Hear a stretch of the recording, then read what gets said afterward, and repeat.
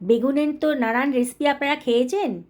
আজকে আমার মতন করে ডিমের ভুজিয়া বানিয়ে আলু বেগুনের এই মাখো মাখো তরকারিটা বানিয়ে খান। দেখবেন এর স্বাদ কিন্তু ভুলতে পারছেন না। সাধারণ উপকরণেই এত অসাধারণ টেস্টি একটা রেসিপি তৈরি হতে পারে, আপনারা না জানলে বিশ্বাসই করতে পারবেন না। চলুন তাহলে বানিয়ে ফেলি। কতগুলো ছোটো সাইজের বেগুন নিয়ে নিয়েছি। বেগুনের বোটার দিকের অংশ আর মাথার দিকের অংশটা আমি কেটে বাদ দিয়ে দিলাম। বেগুনগুলোকে এবার আমি মাঝখান দিয়ে কেটে নিলাম, আরও মাঝখান দিয়ে কেটে নিলাম, মানে একটা বেগুনকে আমি 4 ভাগে ভাগ করে নিলাম। এইভাবে সমস্ত বেগুনগুলো আমি কেটে নেব। বেগুনের নানা রেসিপি তো আপনারা খেয়েছেন, আজকে আমার মতন করে এইভাবে বানিয়ে খান। দেখবেন এর টেস্ট কিন্তু বলতে পারবেন না। মাত্র 10 মিনিটের মধ্যে কিন্তু এই অসাধারণ টেস্টি রেসিপিটা আপনি বানিয়ে ফেলতে পারবেন। রাতে ডিনারে আর কোনো চিন্তাই থাকবে না, লুচি রুটি পরোটার সাথে রেসিপিটা কিন্তু দারুণ স্বাদের। আমি এর ভেতরে বেগুন কাটা হয়ে গেছে, এর ভেতরে হাফ টেবিল চামচ মতন লবণ দিয়ে দিলাম, আর দিয়ে দিচ্ছি 1/4 টেবিল চামচ মতন হলুদের গুঁড়ো, আর 1/4 টেবিল চামচ লঙ্কার গুঁড়ো, হাফ টেবিল চামচ সাদা তেলও দিয়ে দিলাম। দিয়ে সব কিছু আমি খুব ভালো করে মিশিয়ে নিচ্ছি। বেগুনের গায়ে মশলাগুলো খুব ভালো করে মাখিয়ে নেব। রেসিপিটা ভালো লাগলে পরে লাইক শেয়ার কমেন্ট করতে কিন্তু ভুলবেন না। দারুণ সুন্দর একটা টেস্টি রেসিপি আজকে তৈরি হতে চলেছে অল্প সময়ের ভেতর। সমস্ত মশলাটা বেগুনের গায়ে খুব ভালো করে মাখিয়ে নিলাম। আমি এখানে দুখানা মাঝারি সাইজের আলু নিয়ে নিয়েছি। আলুগুলোকে ভালো করে ধুয়ে পরিষ্কার করে নিয়েছি। এবার আলু খোসাগুলো আমি কেটে বাদ দিয়ে দেব। খোসাগুলো কাটা হয়ে গেছে। এইবার আমি আলুগুলোকে খুব লম্বা লম্বা পাতলা পাতলা করে কেটে নিচ্ছি। দেখুন কীভাবে কাটছি, খুব পাতলা পাতলা করে কাটছি, তাহলে সেদ্ধ হতে বেশি টাইম লাগবে না, মানে অল্প সময়ের ভিতরে কিন্তু রান্নাটা রেডি হয়ে যাবে। একটা মাঝারি সাইজের পেঁয়াজও নিয়ে নিলাম।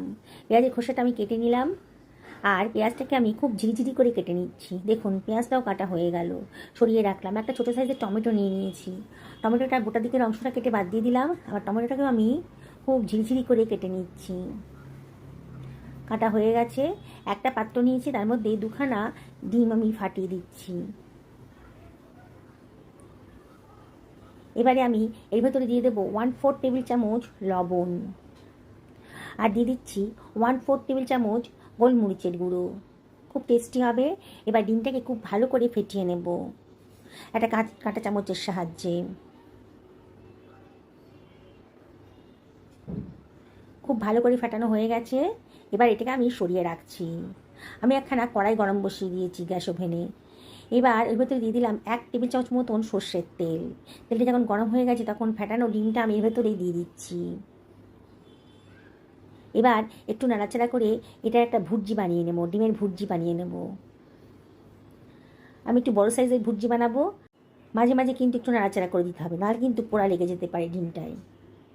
দেখুন হয়ে গেছে। এবার আমি খুন্তি দিয়ে একটু কেটে কেটে দিচ্ছি। বললাম না আজকে একটু বড় সাইজের ভুর্জি বানাবো। অসম্ভব টেস্টি একটা রেসিপি আজকে তৈরি হতে চলেছে। যেসব বন্ধুরা রেসিপিটা দেখছেন অথচ এখন আমাকে সাবস্ক্রাইব করেননি, তাদেরকে আমি রিকোয়েস্ট করবো আমার চ্যানেলটা সাবস্ক্রাইব করার জন্যে। পাশে থাকা বেল আইকনটা অবশ্যই ক্লিক করে দেবেন, তাহলে আমার রান্নার নোটিফিকেশানটা আপনার চটজলদি পেয়ে যাবেন। কড়াইতে একদম তেল ছিল না, আমি 1 টেবিল চামচ মতো তেল দিয়ে দিলাম। এবার ম্যারিনেট করে রাখা বেগুনের টুকরোগুলো আমি গরম তেলের ভেতর দিয়ে দিচ্ছি। এবার একটু নাড়াচাড়া করে নেব। গ্যাসের ফ্লেমটা মিডিয়াম টু হাইতে রেখেছি, আর বেগুনগুলোকে একটু ভাজা ভাজা মতো করে নেব। 1 মিনিট বাদে আবার একটু নাড়াচাড়া করে দিচ্ছি। মাঝে মাঝে কিন্তু একটু নাড়াচাড়া করে দেবেন। দেখুন আস্তে আস্তে কিন্তু বেগুনের কালারটা চেঞ্জ হয়ে গেছে, বোঝাই যাচ্ছে বেগুনটা ভাজা হয়ে গেছে। এবার খুন্তি দিয়ে অন্য একটা পাত্রের ভেতর আমি এগুলোকে সরিয়ে রাখছি। সমস্ত ভাজা বেগুনগুলিকে আমি অন্য একটা পাত্রের ভেতর সরিয়ে রাখলাম। এবার ওই তেলের ভেতর দিয়ে দিচ্ছি 1/4 টেবিল চামচ গোটা জিরে, আর দিয়ে দিচ্ছি গোটা গরম মশলা, দারচিনি লবঙ্গ আর ছোটো এলাচের মাথাটা একটু ফাটিয়ে দিয়ে দিয়েছি। গ্যাসের ফ্লেমটা লোতে রেখেছি। এই মশলাটা একটু ভাজা ভাজা মতন করে নেব। সুন্দর একটা গন্ধ বেরোতে শুরু করে দিয়েছে। এবার ওই তেলের ভেতরে আমি দিয়ে দিচ্ছি কেটে রাখা পেঁয়াজ কুচোনোটা, দিয়ে সব কিছু আবারও খুব ভালো করে মিশিয়ে নিচ্ছি। গ্যাসের ফ্লেমটা মিডিয়াম টু হাইতে রেখেছি, আর মাঝে মাঝে কিন্তু একটু নাড়াচাড়া করে দিতে হবে। খানিক্ষণ বাদেই মিনিট দেড়েক বাদেই কিন্তু বোঝা যাবে পেঁয়াজের কালারটা চেঞ্জ হয়ে গেছে। এইবার এর ভিতরে দিয়ে দিচ্ছি 1 টেবিল চামচ মতন আদা রসুন বাটা, দিয়ে আবারও সব কিছু খুব ভালো করে ভাজা ভাজা মতো করে নিচ্ছি। আগেই বলেছি অনবরত কিন্তু নাড়তে হবে।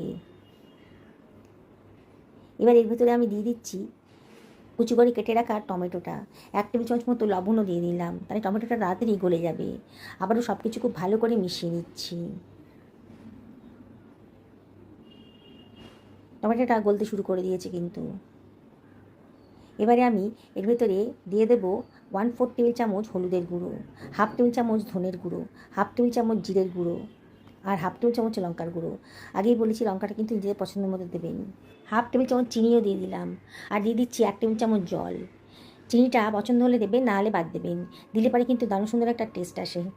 সব কিছু আবারও খুব ভালো করে মিশিয়ে নিচ্ছি। মাঝে মাঝে একটু নাড়াচাড়া করে দিতে হবে যাতে পোড়া না লেগে যায়।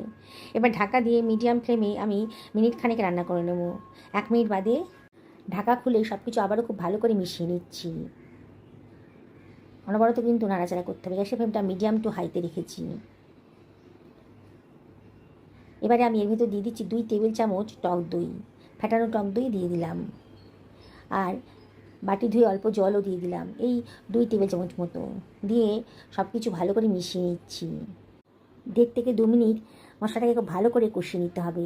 যত ভালো করে কষাবেন তাহলেই কিন্তু রান্নার টেস্টটা অসাধারণ হবে। আবারও মশলার গা থেকে কিন্তু তেল বেরোতে শুরু করে দিয়েছে, দেখুন। এবার এর ভেতরে আমি দিয়ে দিচ্ছি কেটে রাখা আলুর টুকরোগুলো, দিয়ে সব কিছু আবারও খুব ভালো করে মিশিয়ে নিচ্ছি।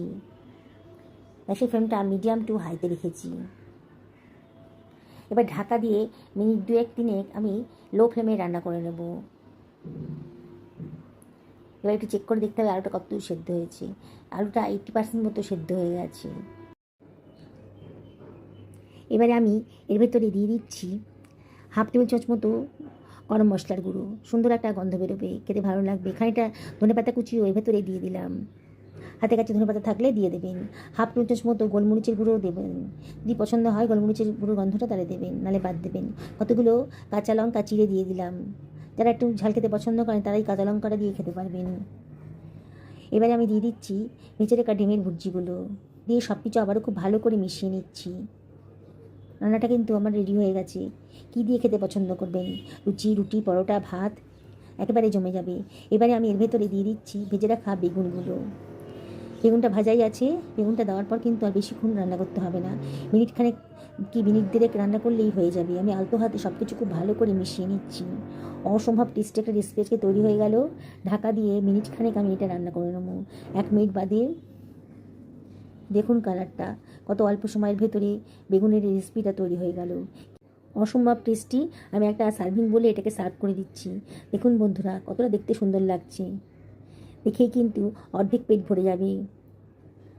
দেখুন কতটা সুন্দর দেখতে লাগছে। আমি আবারও আপনাদের রিকোয়েস্ট করব, একদিন বাড়িতে বানিয়ে ফেলুন, পরিবারের সকলকে খাওয়ান, নিজেও খান। হঠাৎ করে অতিথি বাড়িতে চলে এলে আপনি রেসিপিটা বানিয়ে ফেলতে পারেন। সুস্থ থাকুন, ভালো থাকুন, এই কামনা করে ভিডিওটা এখানে শেষ করলাম। নমস্কার নেবেন।